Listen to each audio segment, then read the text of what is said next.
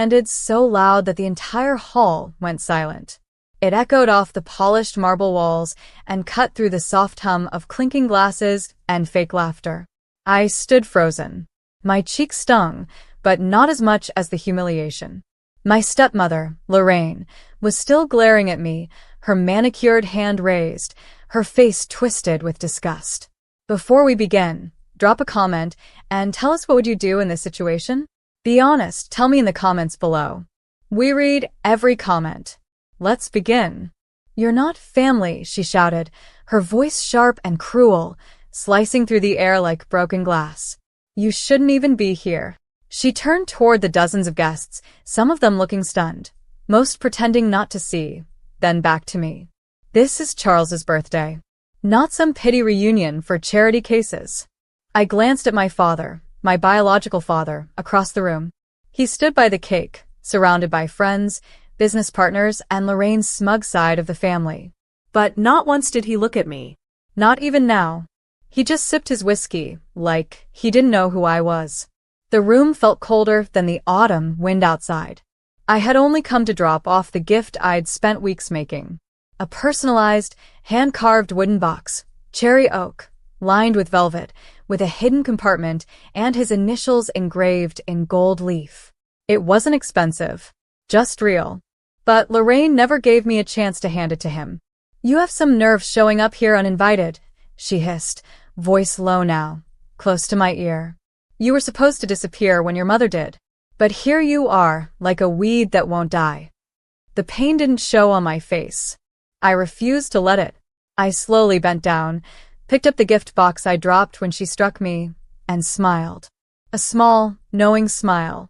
Then I said, quietly but clearly enough for every guest in earshot to hear, "You all will regret this." Lorraine laughed, a short, mocking burst of sound. Regret what? Cutting out the stray mutt from the pack. I didn't reply. I simply stepped back, eyes sweeping over the guests. Some looked away.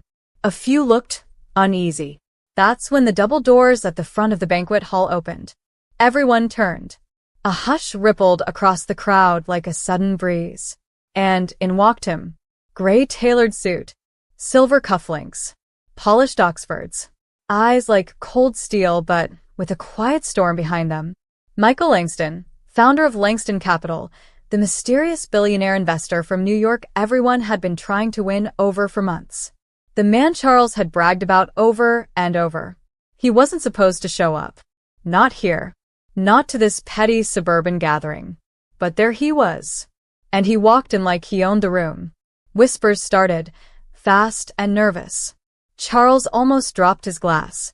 Lorraine's expression shifted from smug to startled to absolutely pale. And then Michael Langston's eyes landed on me. He walked straight past Charles, past the cake, past Lorraine, and stopped right in front of me. His voice was smooth but firm, loud enough to make everyone freeze. "Ava, there you are." He smiled and extended his hand. "I've been looking for you." The room turned to ice. I heard someone gasp. Lorraine staggered back. My father's mouth opened, then closed again.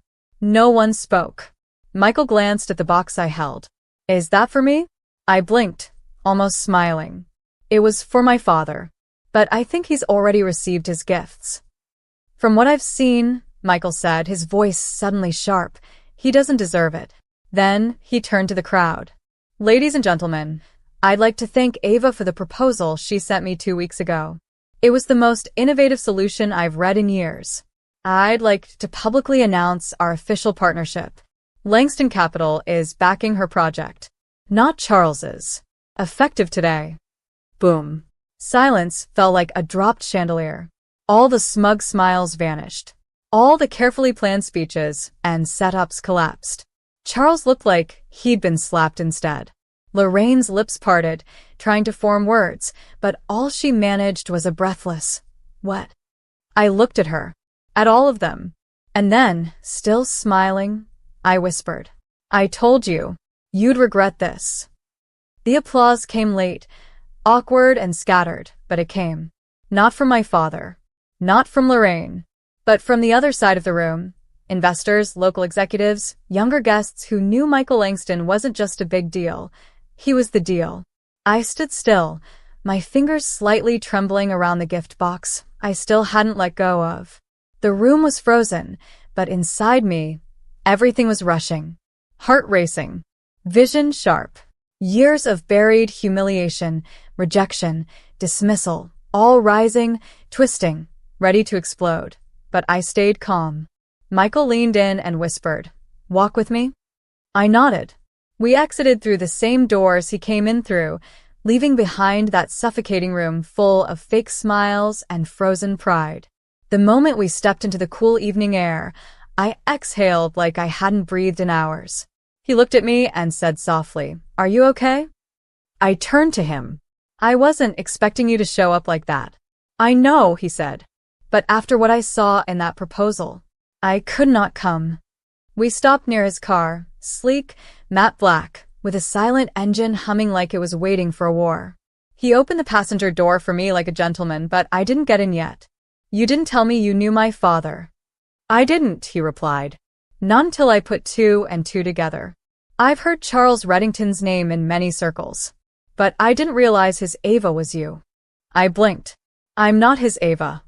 Michael tilted his head. "You're not. And thank God for that." The drive was quiet at first. Tense.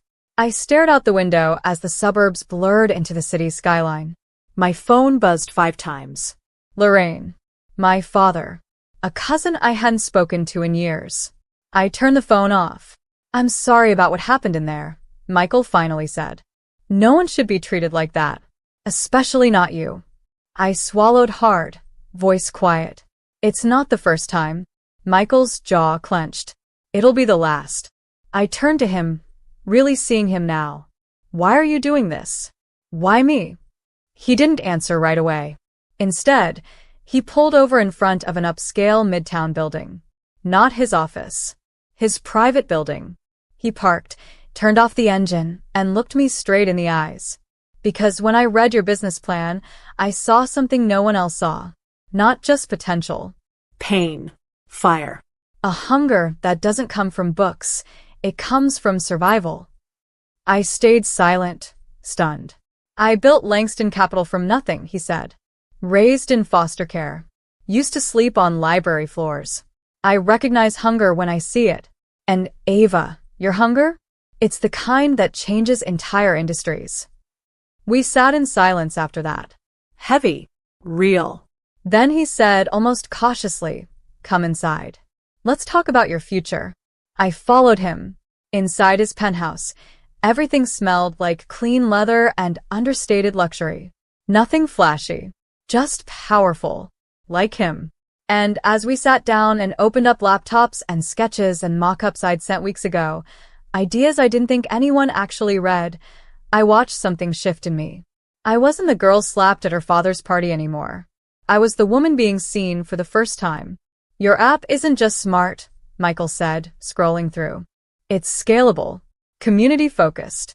It solves a problem no one else bothered to fix." "Because people like me are the problem," I said, bitterness slipping in. "To people like them."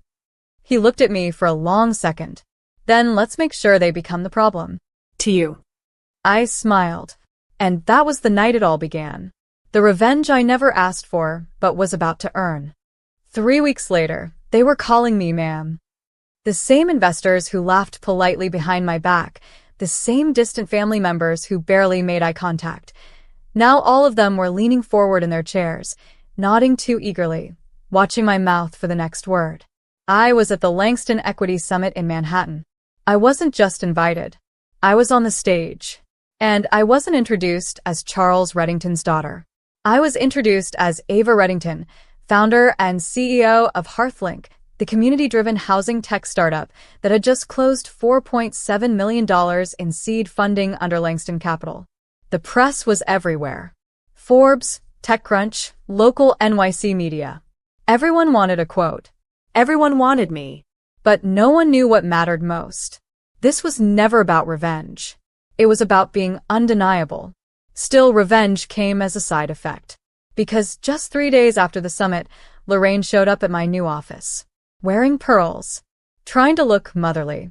I spotted her the moment I stepped out of the elevator. She was sitting with my assistant, sipping tea like she hadn't screamed in my face and slapped me like a dog. "Lorraine," I said flatly. She stood up immediately. "Ava." "I wasn't sure if you'd want to see me, but I don't." Her smile wavered. "I just thought since your father and I saw the article in Forbes, we could talk. Reconnect." I stared at her.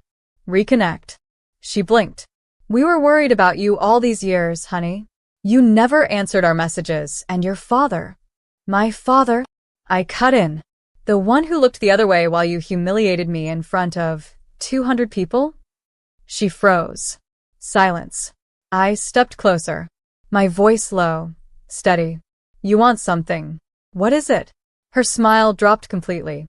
And she said, "Charles's company isn't doing well. A few investors pulled out. He had a meeting with Langston last week, but..." I stopped her there. "Langston doesn't take his calls." She went pale. "I make the decisions on that account now," I added. "Didn't he tell you?" She sank into the chair like her legs gave out. "He didn't. He thought maybe since you're still his daughter." "I'm not," I said, sharp now. "At least not when it counts." Her face crumpled, but not with guilt, just fear. I wanted to throw her out. But then, something darker whispered inside me. Let her stay. Let her watch what it feels like to be small. To beg. So I sat across from her and said, "If you want me to consider helping Charles, you'll both need to come to my office. Together. And apologize. Publicly. Not to me. To everyone you've lied to." She looked like I'd slapped her this time. "You're serious?" I smiled. "Oh, Lorraine. I've never been more serious." She left shaking. And sure enough, 2 days later, Charles walked into my building, red-faced, jaw clenched, holding Lorraine's hand like it was a funeral. He didn't say a word, just stood there, bitterly silent while she fumbled through a half-hearted apology video on camera. It wasn't enough, but it was a start. Later, Michael and I watched the clip from his office. He turned to me and asked, "How did that feel?" I looked at the screen. At the woman who once told me I was the leftover and the man who never protected me. I thought about it for a second, then said softly, "It didn't feel good." Michael raised an eyebrow. "It felt necessary." He nodded. "There's a difference." We toasted to that.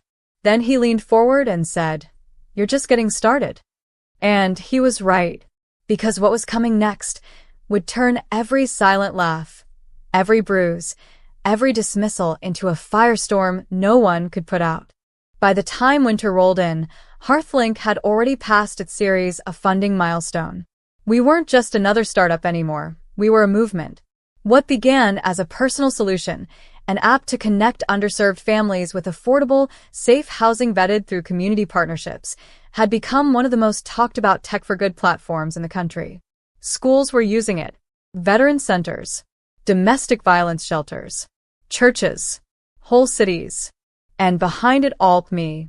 The girl who had once been told she wasn't family, now had congressmen, mayors, and celebrity investors calling her by name. But the higher I rose, the more the skeletons started falling out of other people's closets, especially my father's. It began with a simple background check. Standard due diligence before a major city partnership.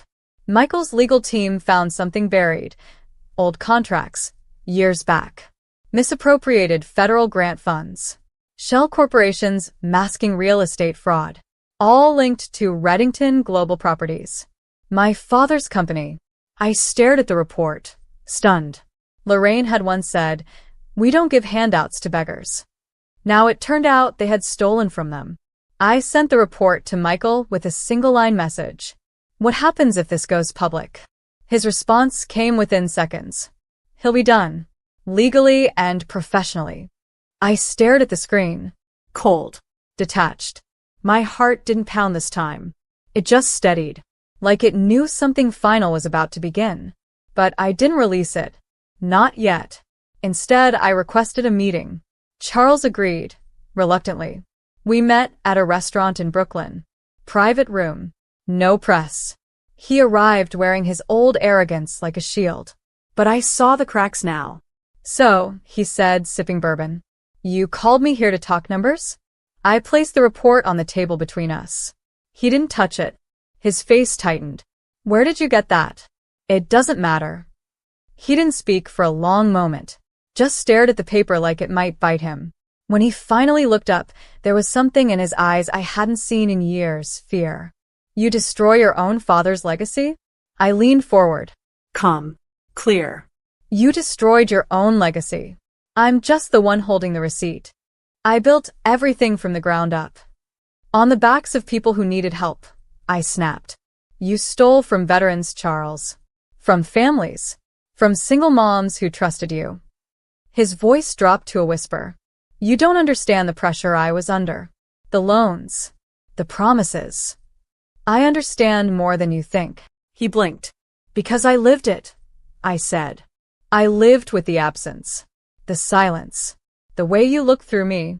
I understand what it's like to fight for air in a room that refuses to acknowledge you're suffocating. He sat back. I pushed the report closer. Here's what's going to happen. You're going to resign. Quietly. No drama. No denials. You'll issue a statement taking full responsibility. You'll transfer whatever's left of your company's assets to a foundation run by someone who's not you. And if I don't, I didn't flinch. Then I'll hand this to the Attorney General and every news outlet in the state. Silence. He looked down. And for the first time in my entire life, I watched Charles Reddington fold. When I left the restaurant, I didn't feel triumphant. I felt emptied. Like I'd finally dragged the weight off my chest only to realize I didn't know what to do without it. Michael called me that night. Is it done? He asked. Yes, I said. You don't sound happy.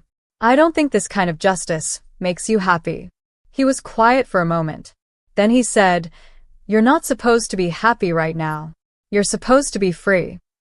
And maybe that was it. Not joy. Not gloating. Just freedom. But freedom comes with echoes. And mine were only just beginning. It had been a month since the resignation. Charles disappeared from the public eye. Lorraine vanished from social circles. And the media spun their own version of the fall, a scandal, a tragedy, a fall from grace. But I didn't care about the headlines anymore. I was in my new apartment in Tribeca, sitting on the floor beside a stack of sketches. Hearth Link was expanding. We were opening in 5 more cities. We had more demand than I could handle. It should have felt like victory. But it didn't. Because in winning, I'd lost something, too. I didn't cry. I didn't regret. But I felt. And I hadn't felt anything real in a while. Then, out of nowhere, a knock at my door. I opened it slowly, half expecting a reporter or a delivery. It was my father. Not in a suit. Not in a tailored coat. Just jeans, a windbreaker, and eyes that looked hollow. I know I'm the last person you want to see, he said. I didn't answer. I stepped aside. He walked in and stood there like he didn't belong. For once, he looked like a man who'd lost everything, not just a business, but the illusion of being right. I didn't come to beg, he said. I came to tell you something I never said. He paused. Then, I was wrong. About everything. About you. I didn't move. He added, quieter. You became more than I ever expected. Not in spite of me. Because I gave you nothing to lean on. And yet you still stood. The silence between us was heavier than the words. Then he said, I know I don't deserve forgiveness. But I wanted you to hear it from me. I stared at him, heart beating like it used to when I was a child, hoping he'd see me. Then I said, I don't hate you. But I can't carry you anymore. You built your world by tearing down mine. I'm just rebuilding what you left in ruins. He nodded. And then he left. No more arguments. No more excuses. Just silence. The kind that finally felt peaceful. That night, I stood by the window, watching the city flicker below. And for the first time in years, I didn't feel like a ghost in someone else's house. I felt like I belonged. Not because